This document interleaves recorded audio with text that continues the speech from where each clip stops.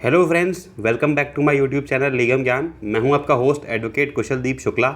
Friends, जैसा कि आप सबको पता है कि आपका एमपी एडीपीओ का जो एग्ज़ाम है वो 16 अक्टूबर को होने वाला है। तो अगर आप एमपी एडीपीओ के सिलेबस की बात करें तो वो चैनल पे मैंने पहले ही डाल दिया है। वो एमपी एडीपीओ की जो प्लेलिस्ट है उसमें अवेलेबल है। और अगर आप देखें एमपी एडीपीओ का जो पार्ट बी है सिलेबस का, यानी कि लॉ पोर्शन, उसमें लगभग माइनर और मेजर मिला के आप देखेंगे तो 29 एक्ट्स पूछे जा रहे हैं, जो कि अपने आप में एक वास्ट सिलेबस है। तो मैंने क्या डिसाइड किया है कि मैं आपके लिए इस चैनल पे जो माइनर एक्ट्स जो रहेंगे एमपी एडीपीओ से रिलेटेड, जितने ज़्यादा पॉसिबल होंगे इस टाइम पीरियड में मैं आपके साथ लेके आने की कोशिश करूँगा। जिसमें एक लेक्चर में हम लोग पूरा एक एक्ट पढ़ने की कोशिश करेंगे, जो कोई छोटा एक्ट रहेगा। अगर कोई बड़ा एक्ट होता है तो उसको हम 2-3 पार्ट्स में कवर करके कंप्लीट करने की कोशिश करेंगे। तो फ्रेंड्स, आज की वीडियो में हम क्या करेंगे कि protection of human rights act जो है आपके एमपी एडीपीओ सिलेबस का पार्ट है, इसको पढ़ने की कोशिश करते हैं। बहुत से स्टूडेंट्स हैं, उनकी ये भी क्वेरी थी कि जो सॉफ्ट कॉपी है बेयर एक्ट की वो हमें नहीं मिल पा रही है। तो ये जो वीडियो है इसके डिस्क्रिप्शन बॉक्स में आपको इस चैनल की पीडीएफ भी मिल जाएगी। इसके अलावा एक टेलीग्राम चैनल भी है मेरा, जो कि जिसका लिंक जो है वो मेरी प्रोफाइल में दे रखा है यूट्यूब चैनल की, वहाँ आप जा सकते हो। वहाँ मैं चैनल पे भी डाल रखा है इस जो आपका प्रोटेक्शन ऑफ ह्यूमन राइट्स का जो बेयर एक्ट है इसका पीडीएफ फॉर्म, तो वो भी मैं आपको दे दूँगा। और अगर आप चैनल पे नए हो तो सब्सक्राइब जरूर कर लीजिए चैनल को, ताकि आपको एमपी एडीपीओ साथ ही साथ अदर कोई जुडिशरी का एग्ज़ाम जो होता है उससे जो भी क्वेरीज रहती हैं, जो भी इंपॉर्टेंट न्यूज़ कोई है, कोई इंपॉर्टेंट सिलेबस है, वो आपको मिलता रहेगा। तो फ्रेंड्स, लेट बिल्कुल नहीं करते हैं और protection of human right act 1993 को डिस्कस करते हैं फ्रॉम सेक्शन 1 टू सेक्शन 43। तो फ्रेंड्स, अगर आप बात करो इस एक्ट की, the protection of human rights act की, तो ये जो एक्ट है ये एक्ट नंबर 10 ऑफ 1994 है। ठीक है, इसकी जो इन्फोर्समेंट डेट है वो हम अभी जब डिस्कस करेंगे सेक्शन नंबर 1 तब बताएंगे आपको। तो अगर आप ऑब्जेक्ट की बात करो, इस एक्ट को बनाने की ज़रूरत क्यों पड़ी, तो आप देखिए, this is an act to provide for the constitution of a national human rights commission, state human rights commission in states and human rights courts for better protection of human rights and for matters connected therewith और incidental thereto. Friends, क्या हुआ कि जैसे कि आपको पता है कि जैसे जैसे हम जो हमारा सोसाइटी इवॉल्व हो रही है, तो उसी तरह से ह्यूमन राइट्स का वायलेशन भी बहुत ज़्यादा होने लगा। तो एक एक्ट की ऐसी ज़रूरत पड़ी जिसमें कुछ इस तरह के लॉज हों, जहाँ पे अगर किसी ह्यूमन के राइट्स का वायलेशन होता है तो वहाँ पे क्या प्रोसीजर होगा, यानी कि कोई अगर ह्यूमन राइट्स का वायलेशन होता है तो किसी को कैसे पनिशमेंट दिलवाया जाए, या कौन से ऐसा इंस्टीट्यूशन होगा जहाँ पे इसकी कंप्लेंट करी जाए। इन सब चीज़ को मद्देनज़र रखते हुए ह्यूमन राइट्स का कॉन्स्टिट्यूशन हुआ, ह्यूमन राइट्स कमीशन का कॉन्स्टिट्यूशन हुआ, जो कि स्टेट लेवल पे स्टेट ह्यूमन राइट्स कमीशन होती है, और अगर नेशनल लेवल पे देखो तो नेशनल ह्यूमन राइट्स कमीशन होती है। तो इसका एक्ट का पर्पज़ यही है कि इस एक्ट को बनाने का पर्पज़ यही था कि ताकि अगर किसी की ह्यूमन राइट्स की वायलेशन हो रहा है तो उसको कैसे सॉल्व किया जाए।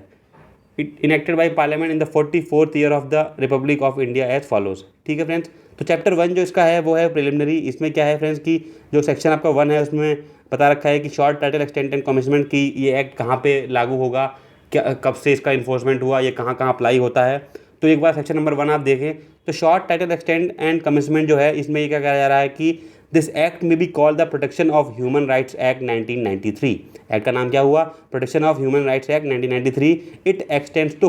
The whole of India. जैसा कि आप सबको पता है कि Jammu and Kashmir reorganisation act जो आया उसके बाद से जो भी एक्ट अगर पहले लिख के आता था कि this act applies to whole of India except Jammu and Kashmir, वो चीज़ जो थी वो ख़त्म हो गई है। अब सारे एक्ट जो हैं वो होल ऑफ इंडिया यानी कि पूरे इंडिया में अप्लाई होते हैं।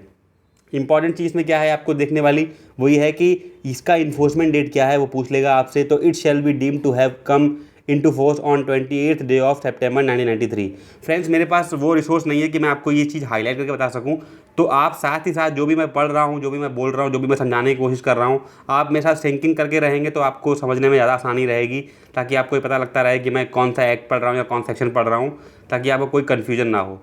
उसको हाईलाइट करने के लिए जो सिस्टम है वो मेरे पास अभी नहीं अवेलेबल है। तो इसलिए आप इस चीज़ को ध्यान में रखें कि अगर मैं जो चीज़ बोल रहा हूँ आप उसको ज़रूर साथ साथ देखें, ताकि आपको समझने में कोई कन्फ्यूज़न ना हो। अब बात करते हैं फ्रेंड्स सेक्शन 2 की, जिसमें डेफिनेशन दे रखी हैं कि कौन कौन सी डेफिनेशन क्या क्या कह रही हैं, हम समझने की कोशिश करते हैं। तो आपका जो सेक्शन नंबर 2 है डेफिनेशन, उसका सब क्लॉज 1 जो है उसमें कई सारे सब क्लॉज दे रखे हैं, जैसे कि ABCD इस तरह से। तो अगर आप ए देखें तो उसमें आर्म्ड फोर्सेस की बात कर रही है कि आर्म्ड फोर्सेस का मतलब क्या होता है। तो यहाँ पे आर्म्ड फोर्स का मतलब है armed forces means the naval, military and air forces and includes any other armed forces of the union. यानी कि नेवल फोर्स हो या मिलिट्री फोर्स हो, उसको आप आर्म फोर्सेस बोलेंगे। यानी कि जो जल सेना, थल सेना, वायु सेना जो है आपकी वो आर्म फोर्सेस में आएगी, यानी कि 2A में आर्म फोर्सेस डिफाइंड है। इसी तरह से फ्रेंड्स चेयरपर्सन की बात करें, 2B में चेयरपर्सन डिफाइंड है। चेयरपर्सन का मीनिंग क्या हुआ यहाँ पे? Chairperson means the chairperson of the commission or of the state commission as the case may be. यानी चेयरपर्सन नेशनल जो ह्यूमन राइट्स कमीशन है उसका भी हो सकता है, और स्टेट ह्यूमन राइट्स कमीशन है उसका भी चेयरपर्सन हो सकता है। तो जो भी जैसा केस होगा, जहाँ पे जिस चीज़ में यूज़ हो रहा होगा, तो वहाँ पे चेयरपर्सन की बात होगी। इसी तरह से फ्रेंड्स कमीशन का मतलब क्या होगा, यहाँ पे डिफाइन किया गया है कि commission means the national human rights commission constitution under section 3। यानी सेक्शन 3 में अभी हम पढ़ेंगे नेशनल ह्यूमन राइट्स कमीशन के बारे में, तो उस कमीशन को ही यहाँ पे नेशनल ह्यूमन राइट्स कमीशन को कमीशन बोला गया है। इसी तरह से फ्रेंड्स अगर आप जो 2D देखेंगे, जहाँ पे ह्यूमन राइट्स की बात हुई है, यानी कि हम बात तो कर रहे हैं कि ह्यूमन राइट्स का वायलेशन होगा तो हम ये करेंगे तब वो करेंगे, मगर ह्यूमन राइट्स हैं क्या चीज़, तो यहाँ पे 2D में ह्यूमन राइट्स डिफाइंड है। ये जो डेफिनेशन है आपके लिए काफ़ी इंपॉर्टेंट हो जाती है, क्योंकि ये एक्ट जो है वो ह्यूमन राइट्स के ऊपर ही है, और उसी की डेफिनेशन अगर पूछी जाए तो वो अपने आप इंपॉर्टेंट हो जाता है। तो 2D ह्यूमन राइट्स जो है, इसका मतलब क्या हुआ friends? Human rights means the rights relating to life, liberty, equality and dignity of the individual guaranteed by the constitution or embodied in the international covenants and enforceable by courts in India। क्या मतलब हुआ friends? यानी कि constitution में जो human dignity के बारे में जो भी चीज़ें हैं, तो वो सारी चीज़ें कवर होती हैं आपकी राइट्स के बारे में। यानी कि अगर किसी ह्यूमन की लिबर्टी या डिग्निटी की बात जहाँ पे होती है, तो जो भी राइट्स इन्वॉल्व होते हैं उस चीज़ में, उन सभी राइट्स को ह्यूमन राइट्स बोला गया है। और इसी तरह से इंटरनेशनल कॉन्टेक्स्ट में अगर आप देखें कि इंटरनेशनल कॉवेनेंट्स में या फिर इन्फोर्सेबल बाई कोर्ट्स जो हैं राइट्स, उन्हीं को ही आप ह्यूमन राइट्स बोलते हो। ये 2D जो है आपके लिए काफ़ी इंपॉर्टेंट है, आप इसको मार्क कर लीजिएगा। और साथ साथ मैं आपको ये सजेस्ट करना चाहूँगा कि अगर आपके पास सॉफ्ट कॉपी है तो सॉफ्ट कॉपी लेके बैठिए, अगर हार्ड कॉपी है तो आप डायरेक्ट अपना साथ में लेके बैठिए, ताकि आपको समझ में अच्छे से आ सके। अब फ्रेंड्स बात करते हैं 2E ह्यूमन राइट्स कोड के बारे में। तो ह्यूमन राइट्स कोड का मतलब क्या हुआ? Means the human rights code specified under section 30। जब सेक्शन 30 हम पढ़ेंगे, वहाँ पे ह्यूमन राइट्स कोड को हम डिस्कस करेंगे। इसी तरह से फ्रेंड्स 2F जो है वो इंटरनेशनल कोवेनेंट्स की बात करता है। कोवेनेंट्स मतलब होता है कि कॉन्ट्रैक्ट टाइप से होता है। तो इंटरनेशनल कोवेनेंट का मतलब क्या हुआ? International covenants means the international covenant on civil and political rights and the international covenant on economic, social and cultural rights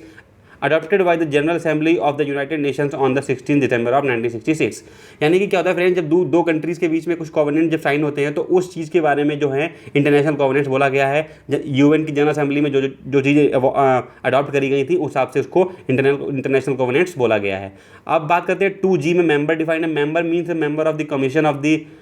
commission or the state commission as the case may be and includes the chairperson. यानी क्या मतलब हुआ friends? जो member का मतलब ये हुआ कि अगर कोई NHRC का मेंबर है या कोई स्टेट HRC का मेंबर है, उसको मेंबर बोला गया है। ये इतनी इंपॉर्टेंट आपके लिए नहीं है डेफिनेशन। तो खैर, नेशनल कमीशन फॉर माइनॉरिटीज़ जो है, ये क्या होता है फ्रेंड्स? ये 2H में डिफाइंड है। Means the national commission for minorities constituted under section 3 of the national commission for minorities act 1992। इसके लिए रेफर किया गया है national commission for minorities act को।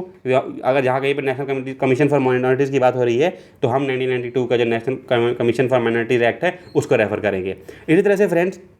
जो आपका 2I है, जिसमें national commission for the scheduled caste and scheduled tribes जो है उसको डिफाइन किया गया है। तो इसके लिए हम क्या रेफर करेंगे फ्रेंड्स? इसके लिए हम national commission for the scheduled caste and scheduled tribes referred to in article 338 of the constitution. आपको पता होगा कि नेशनल अपना 338 जो कॉन्स्टिट्यूशन का आर्टिकल है, उसमें जो शेड्यूल कास्ट शेड्यूल ट्राइब के बारे में नेशनल कमीशन की बात होती है, तो हम उसको वहाँ से रेफर करेंगे। इसी तरह से फ्रेंड 2J में जो है नेशनल कमीशन फॉर वीमेंस का मतलब क्या हुआ यहाँ पे? National commission for women constituted under section 3 of the national commission for women act 1990 जो है, उससे आपको रेफर करना होगा। उसी तरह से फ्रेंड्स नोटिफिकेशन का मतलब क्या है? 2K और 2L में प्रिस्क्राइब का मतलब है। 2M जो है public servant shall have the meaning assign to it in section 21 of the Indian penal code. आपको पता होगा सेक्शन 21 में पब्लिक सर्वेंट की जो डेफिनेशन है वो डिफाइंड है, उसको यहाँ से रेफर किया जा रहा है कि जो पब्लिक सर्वेंट इस एक्ट में जो यूज़ हुआ है वो IPC का 21 जो सेक्शन है उसके ही सेम मीनिंग है। और स्टेट कमीशन का मतलब क्या हुआ? 2N में means state human rights commission constituted under section 21। इसी तरह से फ्रेंड्स जो सेक्शन 2 है इसका, वो बोलता है कि any reference in this act to a law which is not in force the state of Jammu and Kashmir shall in relation to the state be constituted as a reference to a corresponding law if any in force in the state. ये आपके लिए important चीज़ नहीं होती है, क्योंकि Jammu and Kashmir का context अलग हो गया है फ्रेंड्स। इसी तरह से फ्रेंड्स अब चैप्टर 2 की आप बात करो, जहाँ पे the national human rights commission की बात होती है। तब नेशनल ह्यूमन राइट्स कमीशन की अगर आप बात करो, तो सेक्शन 3 जो है उसमें डिफाइंड है constitution of a national human rights commission. अभी हमने जब डेफिनेशन क्लॉज पढ़ रहे थे उसमें रेफर किया था सेक्शन 3 को, तो वहीं पे constitution of a national human rights commission की बात होती है। तो constitution of a national human rights commission में अगर आप देखेंगे तो इसके कुछ सब क्लॉजेज हैं। क्लॉज 1 क्या कहता है, the central government shall constitute a body to be known as the national human rights commission to exercise the powers conferred upon and to perform the function assign to it under this act. Question से क्या बन सकता है friends कि जो national human rights commission है उसको कौन अपॉइंट करता है, तो the central government shall constitute a body to be known as the national human rights commission, यानी यहाँ पे सेंट्रल गवर्नमेंट जो है वो कॉन्स्टिट्यूट करेगी नेशनल ह्यूमन राइट्स कमीशन को। इस तरह से सेक्शन जो 3 का क्लॉज 2 है वो है the commission shell consist of, कि कौन कौन होगा, जो कमीशन होगी उसके मेंबर कौन कौन से होंगे। तो नंबर 1 में है 2 क्लॉज ए जो है वो क्या कहता है, a chairperson who has been chief justice of the supreme court, यानी सुप्रीम कोर्ट का जो चीफ जस्टिस है वो जो क्या होगा, चेयरपर्सन होगा नेशनल ह्यूमन राइट्स कमीशन का। और बी में 1 member who is or has been a जज ऑफ द सुप्रीम कोर्ट, यानी कि जो आपका चीफ जस्टिस का CJI जो है, यानी कि चीफ जस्टिस ऑफ इंडिया जो है वो आपके NHRC के चेयरपर्सन रहेंगे। इसी तरह से सुप्रीम कोर्ट का कोई जज रहेगा जो वो इसका मेंबर रहेगा। उसी तरह से friends 1 member who is or has been the chief justice of a high court, यानी कि या तो वो हाई कोर्ट के चीफ जस्टिस करंटली हैं या फिर रह चुके हैं, जो आपकी जो NHRC की जो कमीशन है उसके मेंबर रहेंगे। अब देख लीजिए इसमें किस तरह से लिया गया है कि 1 2 3 और +2 5 मेंबर्स रहेंगे। 1 जो एक तो देखो CJI हो गए, दूसरा एक अदर जज ऑफ सुप्रीम कोर्ट, तीसरा जो है वो chief justice of high court और दी चीफ जस्टिस जज ऑफ द हाई कोर्ट। इसी तरह से फ्रेंड 3D की बात करो आप, तो 2 members to be appointed from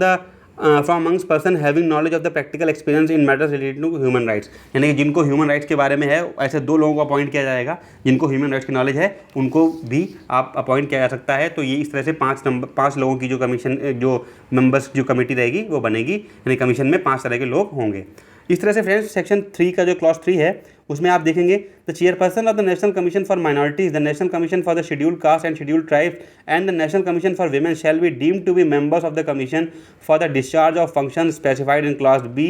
to J of section 12, यानी सेक्शन 12 की जब हम बात करेंगे, जहाँ पे सेक्शन 12 से लेके B से लेके J तक की बात जब होगी, तो जो माइनॉरिटी कमीशन के जो मेंबर्स हैं, ठीक है, चेयरपर्सन जो हैं और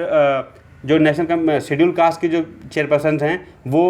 इप्सो फैक्टो इसके जो मेंबर्स होंगे, ठीक है फ्रेंड्स। उसी तरह से फ्रेंड्स अगर आप सेक्शन 3 का क्लॉज 4 पढ़ेंगे तो there shall be secretary general who shall be the chief executive officer of the commission and shall exercise such powers and discharge such functions of the commission as it may delegate to him. क्या मतलब हुआ friends का, there shall be a secretary general who shall be the chief executive officer of the commission, यानी कि एक secretary general रहेंगे जो कि चीफ एग्जीक्यूटिव ऑफिसर रहेंगे कमीशन के। उनका जो फंक्शन क्या रहेगा कि जो भी उनको फंक्शन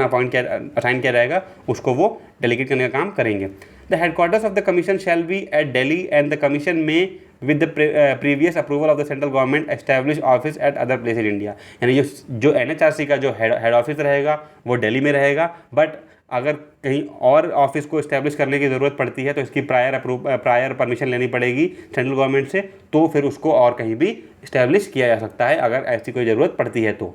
अब फ्रेंड्स बात करते हैं सेक्शन 4 की, जो बात करता है कि appointment of chairperson and other members, यानी कि चेयरपर्सन जो है उनका अपॉइंटमेंट कैसे होगा और जो अदर मेंबर्स हैं उनका अपॉइंटमेंट किस तरह से होगा, इसमें सेक्शन 4 में बताया गया है। तो appointment of chairperson and other members जो है, the chairperson and other members shall be appointed by the president bye warrant under his hand and seal, यानी कि प्रेसिडेंट जो है वो अपॉइंट करते हैं NHRC के चेयरपर्सन और मेंबर्स को। किस तरह से होते हैं, इसका एक प्रोवाइजो भी कहता है, provided that every appointment under this subsection shall be made after obtaining the recommendation of a committee consisting of। अब देखिए फ्रेंड क्या है कि जो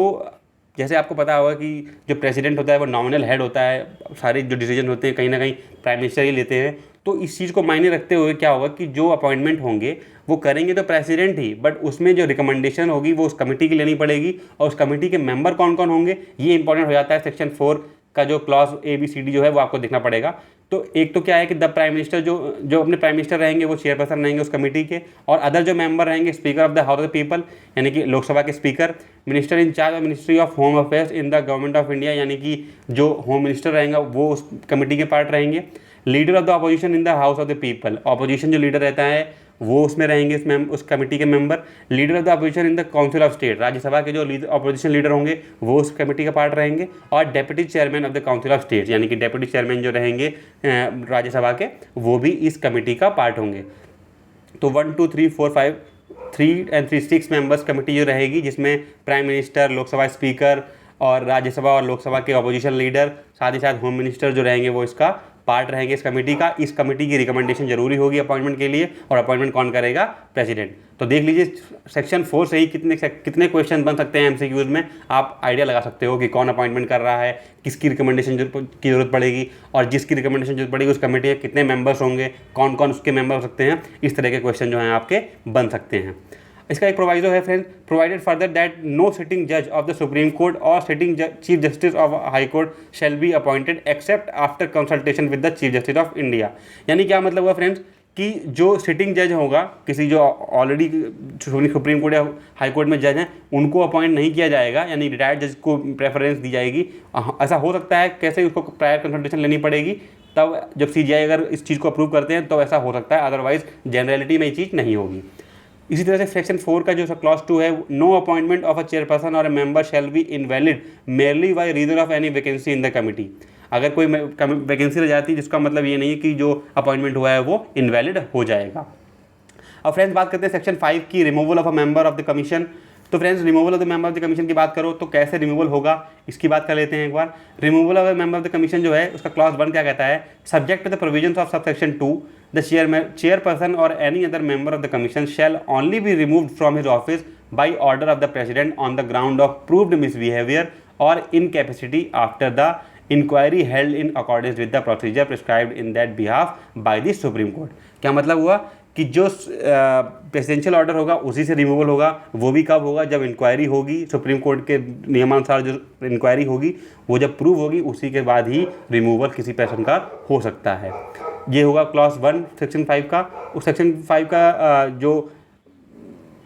क्लॉज 2 है वो क्या कहता है? Not be standing anything in subsection 1, the president may by order remove from office the chairperson or any other member if the chairperson or such other member as the case may be is adjudged and insolvent, यानी कोई अगर insolvent हो जाता है या फिर engages during his term or office in any paid employment outside the duties of the office, यानी अगर किसी को मेंबर बनाया गया है तो वो किसी पेड एम्प्लॉयमेंट नहीं कर सकता है, किसी और जॉब नहीं कर सकता है। अगर वो ऐसा करते हुए पाया जाता है तो उसको कभी भी जो प्रेसिडेंट है वो उसको रिमूव कर सकते हैं। और is unfit to continue in office by reason of infirmity or mind or body, यानी कोई अगर कोई जैसे इन्फर्म है या कोई कॉम्पिटेंट नहीं रहता है तो उसको निकाला जा सकता है। Is of unsound mind and stand so declared by competent court, यानी कि कोई अगर पर्सन कॉम्पिटेंट कोर्ट से अनसाउंड माइंड डिक्लेयर कर दिया जाता है तो वो भी इसका मेंबर नहीं रहेगा, और यानी उसको भी प्रेसिडेंट चाहे तो रिमूव कर सकते हैं। Is convicted and sentence to imprisonment for an offence which in the opinion of the president involves moral turpitude, यानी कोई हीनियस ऑफेंस अगर किसी पर्सन ने किया है जो कि मेंबर है कमीशन का, तो उसको भी रिमूव किया जा सकता है। और अगर सेक्शन 5 का क्लॉज 1 आप देखें, उसमें क्या ग्राउंड्स हैं रिमूवल के, तो यानी कि कोई मिसबिहेवियर है, कोई इनकैपेसिटी है, अगर वो प्रूव होती है सुप्रीम कोर्ट के द्वारा यानी कि इंक्वायरी के बाद, तो भी उसको रिमूव किया जा सकता है। अब बात करते हैं फ्रेंड्स सेक्शन 6 की, जो बात करता है term of the office of members की, कि क्या कितने दिन के लिए उनका टेन्योर रहेगा और किस तरह से क्या रहेगा। तो सेक्शन 6 जो है, a person appointed as chairperson shall be hold office for term of 5 years from the date of which he enters upon his office or until he attains the age of 70 years। यानी क्या हुआ मतलब friends कि या तो 70 साल की उम्र पूरी कर लेता है या फिर 5 साल का जो टेन्योर रहेगा उसका, और टेन्योर कब शुरू होगा? जिस दिन से वो ऑफिस में एंटर करता है। तो ये जो चेयरपर्सन की जो ऑफिस का टाइम जो रहेगा वो इस तरह से रहेगा। अब क्लॉज 2 जो है, a person appointed as a member shall hold office for term of 5 years from the date of which he enters upon his office and shall be eligible for reappointment for another term of 5 years। अब देखिए क्या है कि friends, जो अगर कोई member जो है एनएचआरसी का, उसके लिए क्या रहेगा कि उसकी 5 साल की जो टेन्योर रहेगा और वो चाहे तो दोबारा भी रीअपॉइंट हो सकता है, provided that no member shall hold office after he has attend the age of 70 years। यानी अगर कोई पर्सन 70 years की कंप्लीट कर लेता है एज, तो फिर उसका रीअपॉइंटमेंट नहीं होगा, यानी कि 70 years जो है वो एक अपर कैप है। और वैसे क्या है कि अगर कोई पर्सन है जो 70 years का क्लॉज पूरा नहीं कर रहा है, तो अगर वो उससे 5 साल पूरे कर भी लिए हैं तो उसका रीअपॉइंटमेंट हो सकता है। ये बात मेंबर के बारे में है, चेयरपर्सन के बारे में नहीं। अब बात करते हैं फ्रेंड्स क्लॉज 3 की, जो कि है on ceasing to hold office a chairperson a member shall be ineligible for further employment under the government of India or under the government of any state.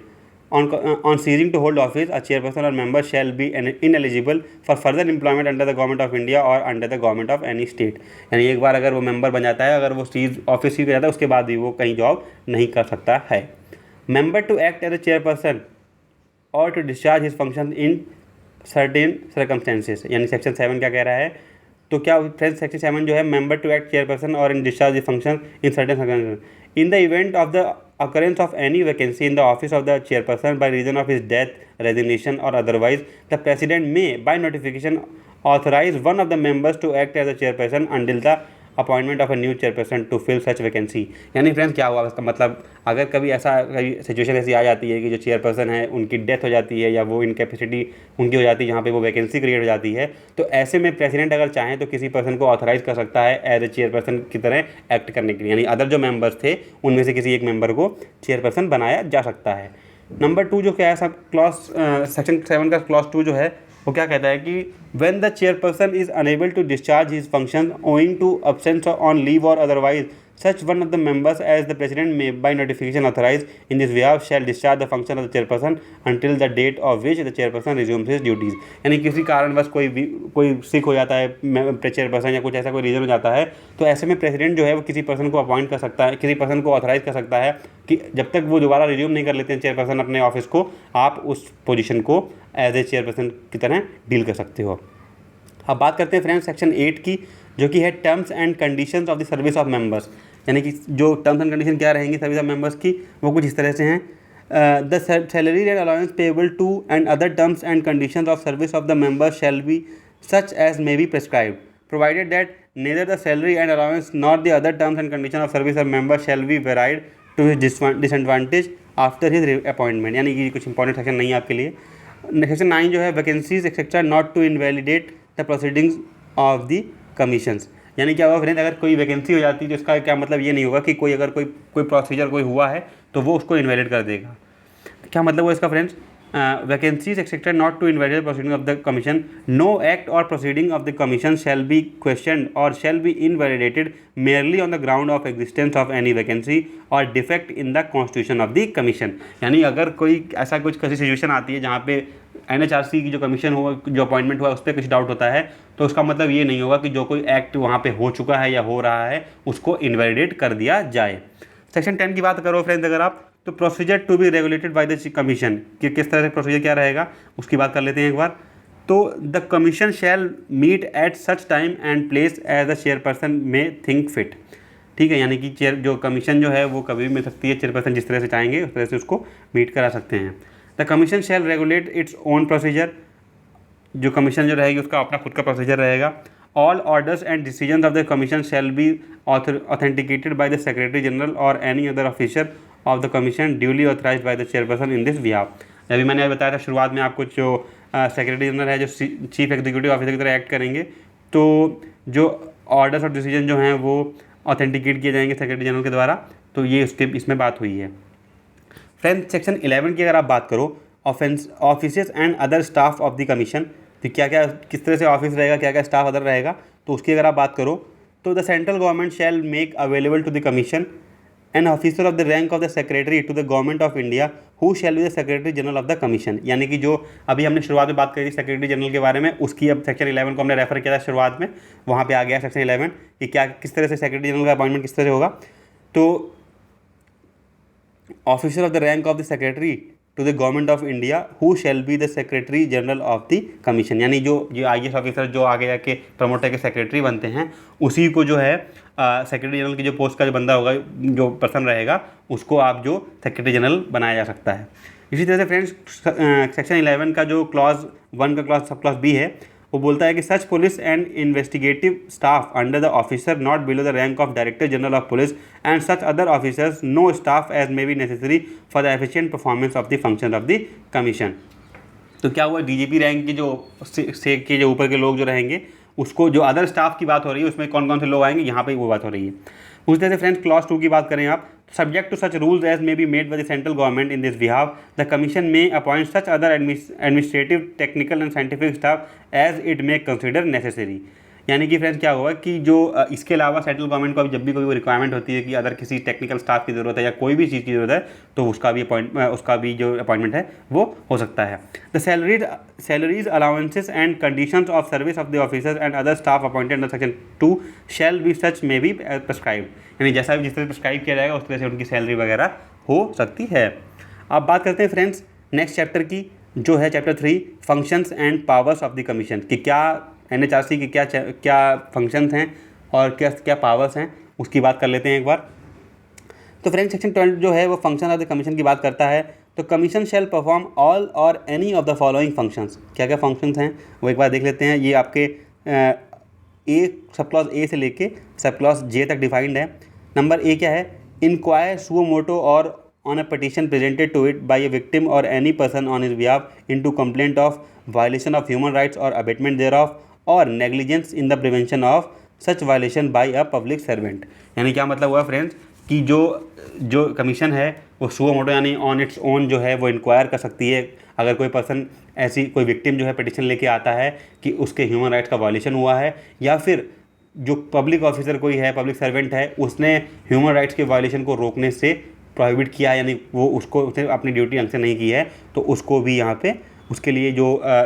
Inquiry है वो सुओ मोटो जो है commission कर सकती है। इस तरह से क्लॉज बी में देखें आप, intervene in any proceeding involving any allegation of the violation of human rights pending before a court with the approval of such court, यानी किसी कोर्ट में अगर किसी पर्सन ने ये एलिज किया है कि मेरे ह्यूमन राइट्स का वायलेशन हुआ है तो कोर्ट की परमिशन के साथ यहाँ पे इंटरवीन कर सकती है कमीशन। इसी तरह से फ्रेंड्स सेक्शन सी जो है वो कहता है, visit under intimation to the state government any jail or any other institution under the control of the state government where demons are detained or lodged for purposes of treatment reformation or protection to study the living condition of the inmates and make recommendation there on. यानी क्या मतलब हुआ friends इसका कि किसी भी state में जो कमीशन है वो क्या नाम विजिट कर सकती है with the permission of the जो आपका स्टेट का जो जेल का जो अथॉरिटी रहती है उनकी परमिशन लेके जो इनमेट्स की लाइफ कैसे चल रही है या लिविंग स्टैंडर्ड क्या है उनका, उस चीज़ को इंक्वायर करने के लिए कभी भी किसी वक्त किसी भी स्टेट में उस स्टेट की परमिशन स्टेट गवर्नमेंट की परमिशन लेके वहाँ पर विजिट कर सकती है।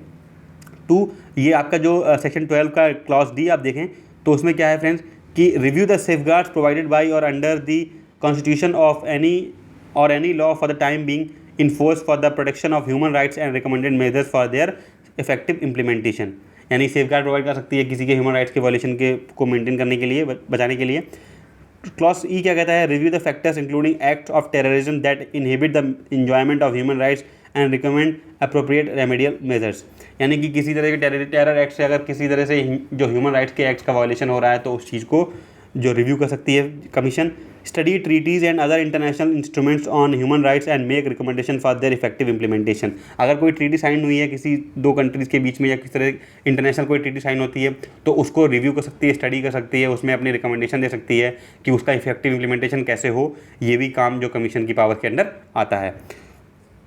इसी तरह से फ्रेंड्स जो क्लॉज एफ है वो बताता है कि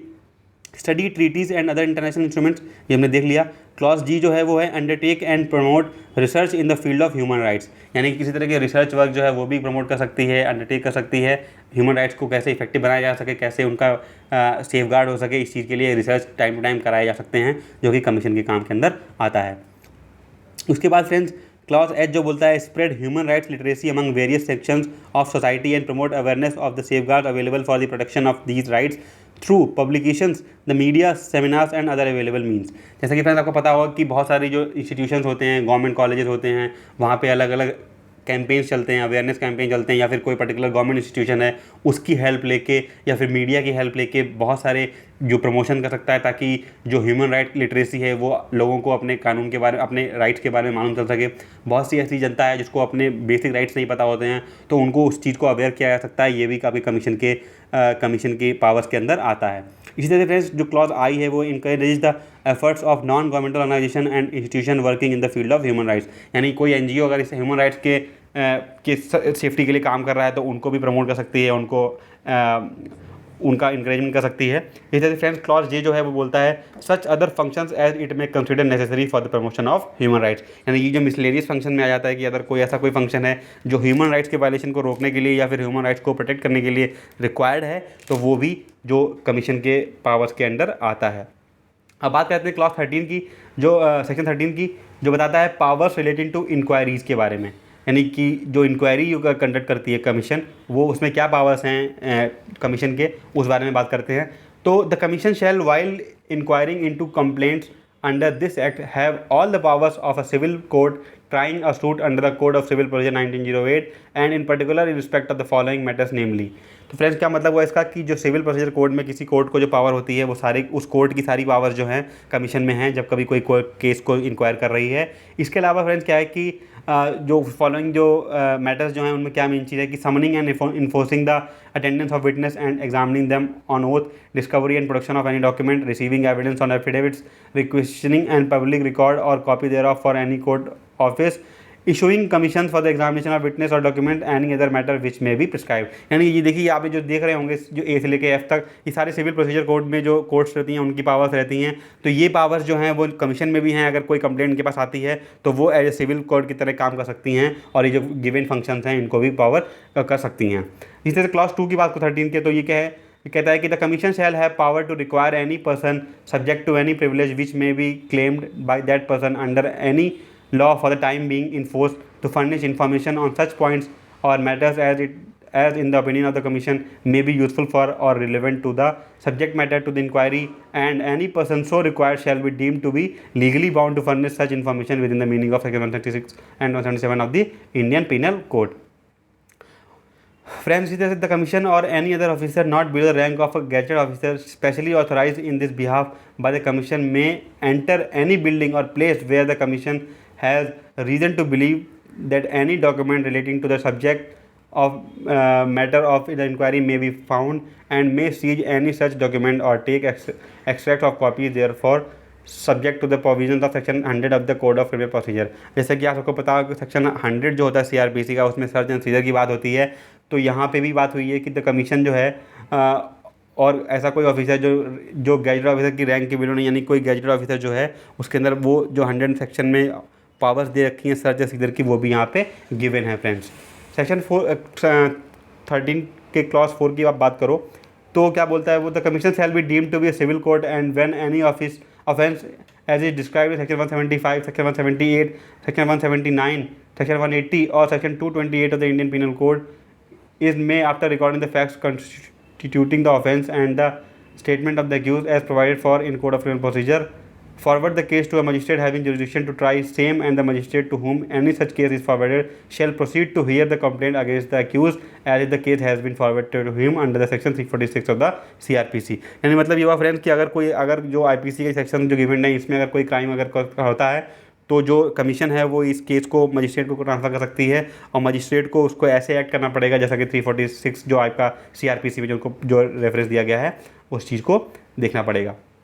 क्लॉज 5 जो है वो बताता है every proceeding before the commission shall be deemed to be a judicial proceeding within the meaning of section 193 and 228। यानी जो भी इस कमीशन में जो काम हो रहा है या कोई प्रोसीडिंग हो रही है तो उसको जुडिशियल प्रोसीडिंग डीम किया जाएगा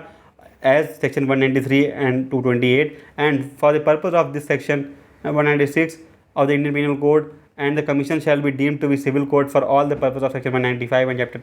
chapter 26 of the code of criminal procedure. तो फ्रेंड्स में बता दिया गया कि क्या कमीशन को क्या पावर्स रहेंगी और किस तरह से कमीशन एक्ट करती है, या फिर सिविल कोड या फिर क्रिमिनल कोड, जिस तरह से जो भी चीज़ें हैं सेक्शन गिवन है आईपीसी की, आप सेक्शन जो हैं साथ के साथ देख लें ताकि आपको आसानी रहे। अब बात करते हैं चैप्टर सेक्शन 14 की, जो जिस बात करता है इन्वेस्टिगेशन के बारे में कि इन्वेस्टिगेशन जो है वो किस तरह से करेगी, किस तरह से होगी और किस तरह से काम होगा उसका। तो फ्रेंड्स अगर इन्वेस्टिगेशन की आप बात करो, the commission may for the purpose of the conducting any investigation or pertaining to the inquiry utilize the services of any officer of investigation agency of the central government or any state government with the concurrence of the central government or the state government as the case may be। यानी कि अगर state government में अगर inquiry करने की ज़रूरत है, यानी कि कोई स्टेट गवर्नमेंट की जो एजेंसी है इन्वेस्टिगेटिंग एजेंसी, अगर उसकी हेल्प लेनी पड़ती है, या फिर सेंट्रल गवर्नमेंट की स्टेट इन्वेस्टिगेटिंग एजेंसी उसकी अगर हेल्प लेनी है, तो पर्टिकुलर स्टेट गवर्नमेंट या फिर सेंट्रल गवर्नमेंट की कॉन्करेंस के साथ उस चीज़ का हेल्प जो इन्वेस्टिगेशन है उसकी हेल्प से कमीशन जो है वो करवा सकती है।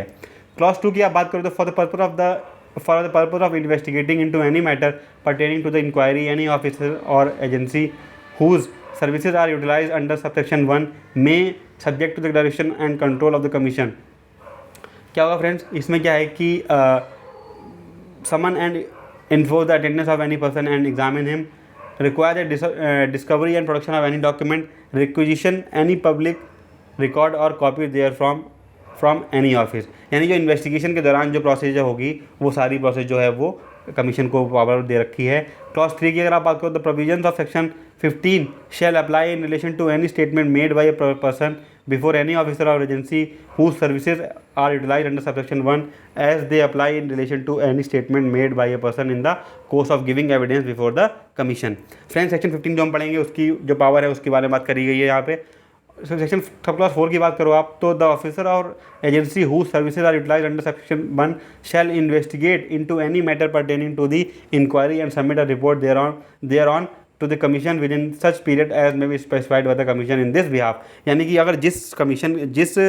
एजेंसी की हेल्प ली गई और जिस ऑफिसर को इन्वेस्टिगेशन के लिए अपॉइंट किया गया है उस ऑफिसर को जो टाइम पीरियड गिवन है उसमें जो अपनी रिपोर्ट है वो कमीशन को सबमिट करनी पड़ेगी। इसी तरह से फ्रेंड्स जो क्लॉज 5 है वो बोलता है कि the commission shell satisfy itself about the correctness of the facts stated and the conclusion if any arrived act in the report submitted to the under subsection 4 and for this purpose the commission may make such inquiry including the examination of the person or persons who conducted or assisted in the investigation as it thinks fit। यानी मैं कहने का मतलब ये हुआ कि जो भी इंक्वायरी हुई है जो भी इन्वेस्टिगेशन हुआ किसी ऑफिसर के द्वारा तो वो ठीक है या नहीं, वो रिलायबल है या नहीं, इस चीज़ के लिए कमीशन को खुद सेटिस्फाई करना है। और अगर इस चीज़ को सेटिस्फाई करने के लिए अगर ऐसी ज़रूरत पड़ती है कि जो ऑफिसर जिन्होंने इन्वेस्टिगेशन करी उनको भी अगर एग्जामिन करना पड़े तो ये पावर भी कमीशन के पास है। उन पर्टिकुलर ऑफिसर्स को भी कमीशन जो है वो एग्जामिन कर सकती है। अब बात करते हैं फ्रेंड्स सेक्शन 16 के बारे में, statement made by a person to the commission. क्या हुआ मतलब फ्रेंड्स, सेक्शन जो 15 के बारे में 15 में है statement made by a person to the commission. अगर जो स्टेटमेंट जो हैं वो कमीशन को अगर मेड किया जाता है उसका क्या मतलब हुआ,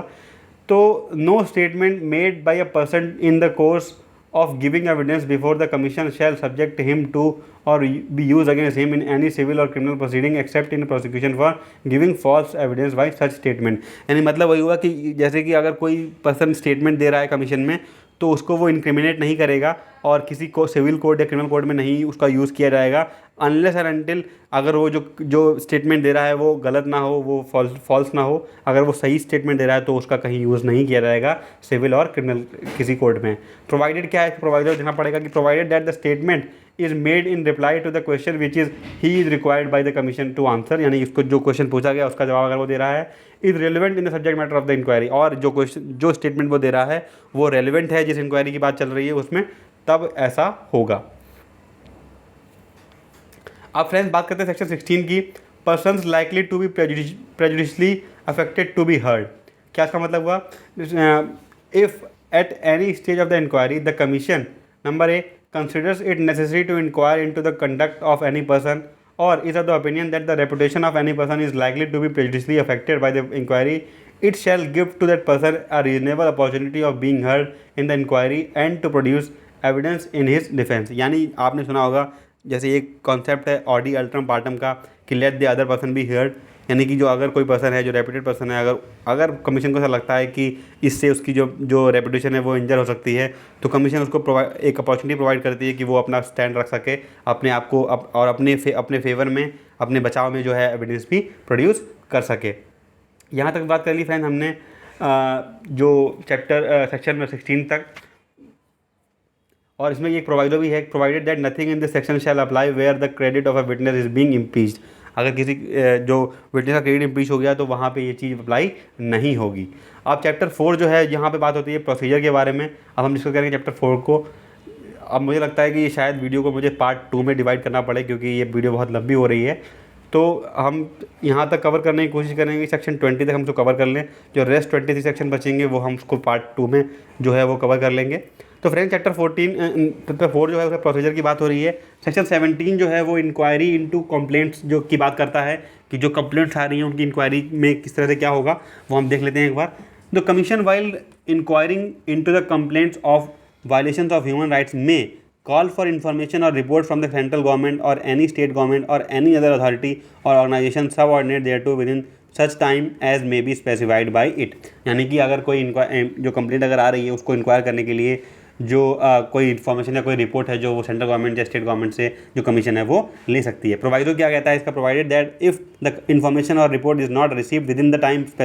stipulated by the commission it may proceed to inquire into the complaint on its own. यानी कि अगर जो पर्टिकुलर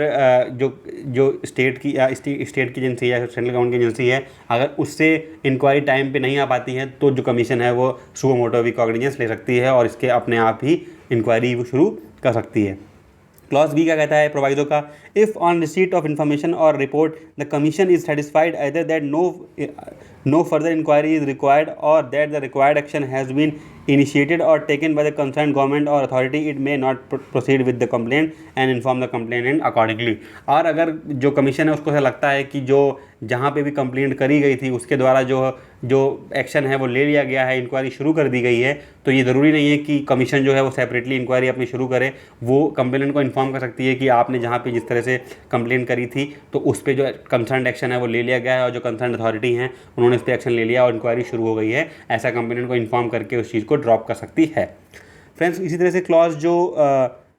2 है वो कहता है without prejudice to anything contain in clause 1 if it consider necessary having regard to the nature of the complaint initiate the inquiry. यानी कि अगर ज़रूरत लगती है कि इंक्वायरी की आवश्यकता है तो कमीशन इसकी इंक्वायरी कर सकती है। अब सेक्शन 18 की बात करें कि स्टेप्स आफ्टर इंक्वायरी, यानी कि जब इंक्वायरी अगर हो गई उसके बाद के क्या स्टेप्स होंगे उसके बारे में अगर आप बात करने की कोशिश करें तो देखिए, the commission may take any of the following steps upon the completion of inquiry held under this act, namely where the inquiry discloses the commission of violation of human rights और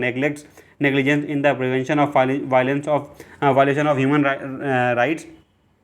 by public servant, it may recommend to the concerned government or authority the initiation of proceedings for prosecution or such other action as the commission may deem fit against the concerned person or persons। यानी कि जब inquiry के बाद ये अगर पता लगता है कि जो ह्यूमन राइट्स का वायलेशन हुआ है या फिर किसी जो पब्लिक ऑफिसर है यानी कि पब्लिक सर्वेंट है उसके द्वारा कोई नेग्लिजेंस हुई है ह्यूमन राइट्स के वायलेशन को रिपोर्ट करने में, तो जो कंसर्न अथॉरिटी है या कंसर्न सीनियर है उसको ये इन्फॉर्म कर सकती है कि उनके खिलाफ जो आवश्यक एक्शन जो है वो लिया जाए। क्लॉज 2 क्या कहता है कि अप्रोच द सुप्रीम कोर्ट और the high court concern for the such direction orders और रिट्स एज द कोर्ट में डीम नेसेसरी। यानी कि जो कमीशन है वो हाई कोर्ट या सुप्रीम कोर्ट भी अप्रोच कर सकती है अगर कहीं पे किसी रिट की ज़रूरत पड़ती है, तो वहाँ पे ऐसा भी जो कमीशन को पावर है। Recommend to the concern government or authority for the grant of such immediate interim relief to the victim or the members of his family as the commission may consider necessary। यानी कि जो commission है वो concern authority या government को ये intimate कर सकती है कि जो विक्टिम है उसको कोई इंटरमीडिएट जो रिलीफ है वो दिया जाए, इमीडिएट रिलीफ दिया जाए, इंटरिम रिलीफ, या फिर जो भी कोई कंसर्न एक्शन है वो लिया जाए। क्लॉज 4 क्या कहता है, subject to the provisions of clause 5 provide a copy of the inquiry report to the petitioner of his representative.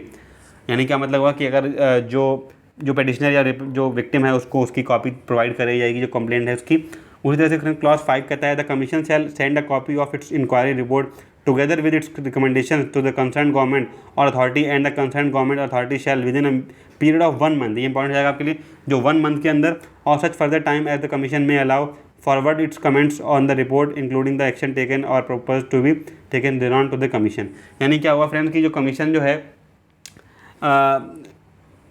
जो इसकी shall send a copy of its inquiry report together with its recommendation to the concern government. यानी जो concern government को जो commission है वो अपनी report भेजेगी अलॉन्ग विद द रिकमेंडेशन, अगर कोई उसने रिकमेंडेशन दी है, और उसको 1 मंथ के अंदर जो कंसर्न अथॉरिटी है वो इस चीज़ को कि क्या उसमें रिजल्ट आया है, क्या हुआ है, वो जो है वो कमीशन को भेजेगा।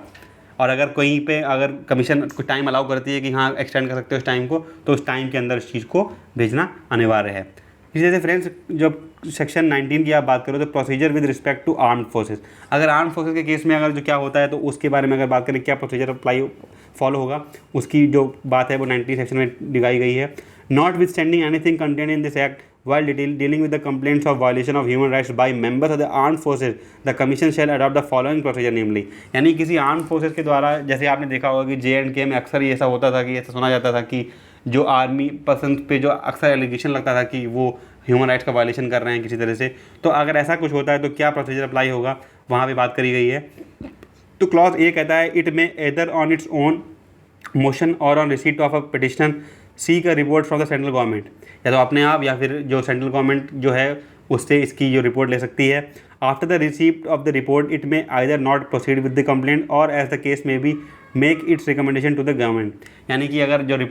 रिपोर्ट मिली कमीशन को, उसमें को कंसिडर करते हुए अगर इसको लगता है कि वो इस कंप्लेंट में प्रोसीड नहीं कर सकती है, या अगर उसको लगता है कि यहाँ पे कोई रिकमेंडेशन रिक्वायर्ड है, तो कमीशन जो अपनी रिकमेंडेशन है वो स्टेट गवर्नमेंट को दे सकती है। क्लॉज 2 क्या कहता है? The central government shall inform the commission of the action taken on the recommendation within 3 months or such further time as the commission may allow. यानी 3 महीने के अंदर जो सेंट्रल गवर्नमेंट है वो कमीशन को ये इन्फॉर्म करेगी कि क्या एक्शन लिया गया है या फिर क्या उसमें कंक्लूजन आया है, और अगर कोई टाइम एक्सटेंशन होता है तो 3 महीने के बाद जो भी टाइम एक्सटेंड होता है उस with in the time period of that particular time जो कमीशन है, जो सेंट्रल गवर्नमेंट है, उसको कमीशन को इन्फॉर्म करना होगा कि ये इस पर्टिकुलर मैटर में ये एक्शन लिया गया है।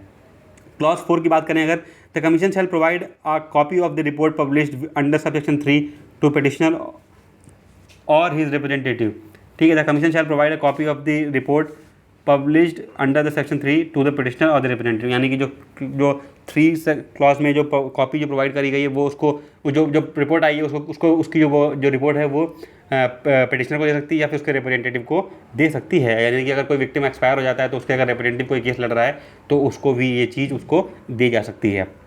अब सेक्शन 20 की बात करें friends, annual and special reports of the commission के बारे में बात हो रही है यहाँ पे। तो annual and special report of the commission की बात करें friends, the commission shall submit an annual report to the central government and to the state government concern and may eight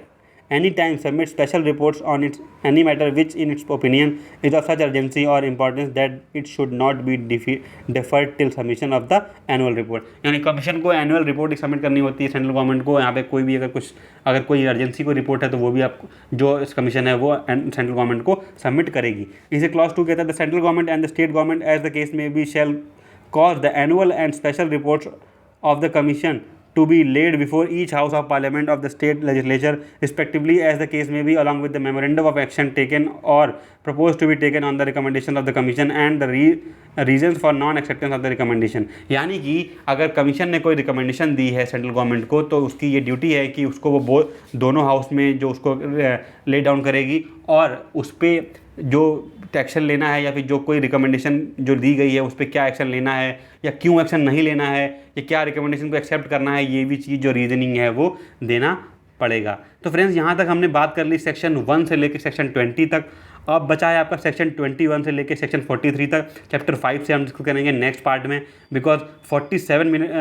minute की वीडियो हो चुकी है। इससे पहले कि आप बोर हो जाओ पढ़ते पढ़ते, तो इसका जो पार्ट 2 है वो मैं अब जल्दी लेके आऊँगा, जिसमें हम सेक्शन 21 से लेकर सेक्शन 43 तक डिस्कस करेंगे। आई होप आपको ये वीडियो इन्फॉर्मेटिव लगी होगी। अगर आपका कोई डाउट आता है इन सेक्शन 1 से लेकर 20 तक तो प्लीज़ आप बेझिझक मेरे कमेंट बॉक्स में पूछ सकते हैं, और चैनल को सब्सक्राइब जरूर कर लीजिए ताकि आपके माइनर एक्ट्स जो हैं एमपी ईडीपीओ से रिलेटेड आपका बड़ी अच्छी अपॉर्चुनिटी है, 184 के अराउंड सीट्स हैं, वो आप उनको अवेल कर सको। तो आप चैनल को सब्सक्राइब जरूर कर लीजिए ताकि आपको इसका बेनिफिट मिल सके और आप जल्दी से जल्दी सेलेक्ट हो सकें। Thank you so much, have a nice day.